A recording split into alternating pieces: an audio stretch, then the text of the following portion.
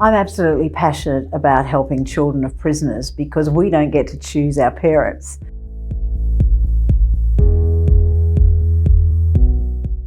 And we're all the same. We never had a choice. Subject to who our parents are is to what we learn from one generation to the next. But we have to go back to those 10 first formative years and think about the lessons that we learnt from the people in our lives then. And that first decade of our life teaches us a lot of things.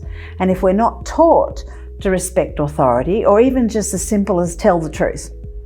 And so because this is where we get our first lot of learning for life, if it's not happening in that family, then where does someone learn these basics that many of us take for granted?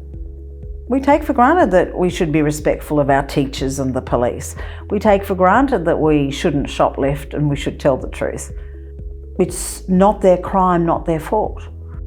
Children are going to see and know things that are not good for them, well in advance of any other children. The fact that grandfather and mum and dad were aspired for their lives to live on the dole, therefore that's my right to live on the dole. I don't have to actually change because that's what my grandparents did and my parents did, therefore maybe that's what I'm expecting to do with my life.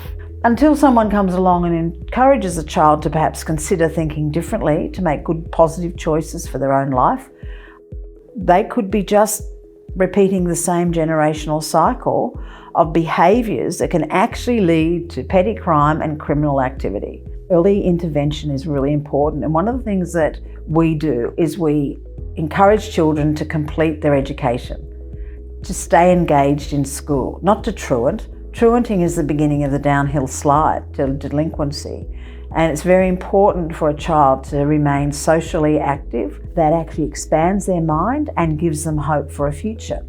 And then it's important for them to be encouraged.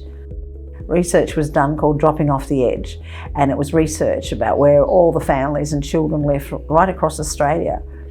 And that's where the resources need to be placed. Extra schooling, extra out-of-school activities, extra sporting facilities so that children can learn a sport, become a member of a team, get involved. Children need guidance, they need encouragement, and they need a goal, and they need to have hope for their future.